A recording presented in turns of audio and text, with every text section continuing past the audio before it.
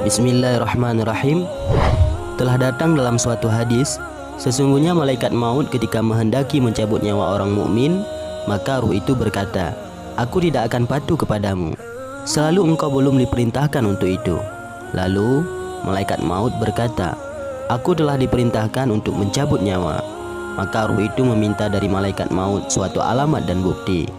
Seraya ruh berkata, "Sesungguhnya Tuhanku telah menjadikanmu dan memasukkanmu dan dalam sujudku, sedangkan engkau tidak ada ketika kejadian itu, maka sekarang engkau menghendaki untuk mengambilku." Lalu malaikat maut kembali kepada Allah. Maka Allah Ta'ala bertanya, "Apakah kamu sudah menyabut nyawa hambaku?" Malaikat maut menjawab, "Ya Tuhanku, sesungguhnya hambamu telah berkata demikian dan demikian. Dia meminta suatu tanda dariku." Maka Allah Ta'ala berfirman, "Benar, ruh hambaku itu." Kemudian Allah Ta'ala berfirman, "Hai malaikat maut, pergilah ke surga dan ambillah buah apel. Di atas buah apel itu ada tandaku, dan tunjukkan buah apel itu kepada ruh hambaku." Kemudian malaikat maut pergi ke surga dan mengambil buah apel. Di atas buah apel itu terdapat tulisan Bismillahirrahmanirrahim. Ketika malaikat maut menunjukkan buah apel itu kepada ruh seorang hamba, maka keluarlah ruh itu dengan cemas dan merasa enak serta jernihnya mati. Diceritakan dalam suatu hadis, ketika Allah Ta'ala menghendaki mencabut ruh seorang hamba, maka datanglah malaikat maut dari arah mulutnya untuk mencabut ruh dari arah mulut. Lalu keluarlah zikir dari mulutnya seraya berkata, "Tidak ada jalan bagimu dari arah ini. Telah lama lisan ini dipergunakan untuk zikir kepada Tuhanmu." Malaikat maut lalu kembali kepada Allah Ta'ala seraya berkata demikian, menyebut apa yang dialami. Allah Ta'ala berfirman, "Cabutlah nyawanya dari arah yang lain." Maka malaikat maut datang dari arah tangannya.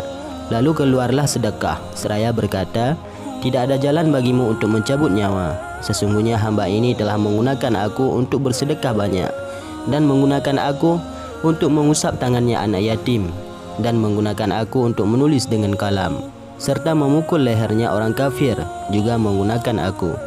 Kemudian datanglah malaikat maut itu dari arah kakinya. Maka berkatalah kaki, "Tidak ada jalan bagimu dari arahku. Maka sesungguhnya hamba ini dipergunakan aku berjalan untuk berjamaah dan beberapa salat hari raya, dan mendatangi majelis ilmu dan majelis ta'lim." Kemudian malaikat maut itu datang dari arah telinga. Maka berkatalah telinga itu, "Tidak ada jalan bagimu dari arah ini. Maka sesungguhnya hamba ini dipergunakan aku untuk mendengar Al-Quran dan azan serta zikir." Lalu datanglah malaikat maut ke arah kedua matanya. Maka berkata keduanya, "Tidak ada jalan bagimu dari arah kami. Sesungguhnya hamba ini dipergunakan kami untuk orang-orang tuanya." Lalu Allah Ta'ala berfirman, "Hai malaikat maut, gantunglah namamu di atas telapak tanganmu, dan tampakkan namamu itu kepada ruh hambaku, sehingga ruh itu melihat namaku, lalu ruh itu keluar."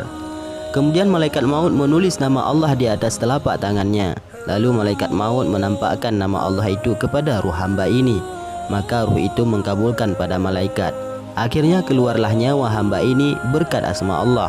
Akhirnya menjadi lenyap rasa sakit seorang hamba ketika keluarnya ruh. Apakah tidak hilang dari seorang hamba adanya siksa yang pedih ketika ditulis di atas dadanya nama Allah Ta'ala, karena adanya firman Allah Ta'ala yang mengenai hal itu.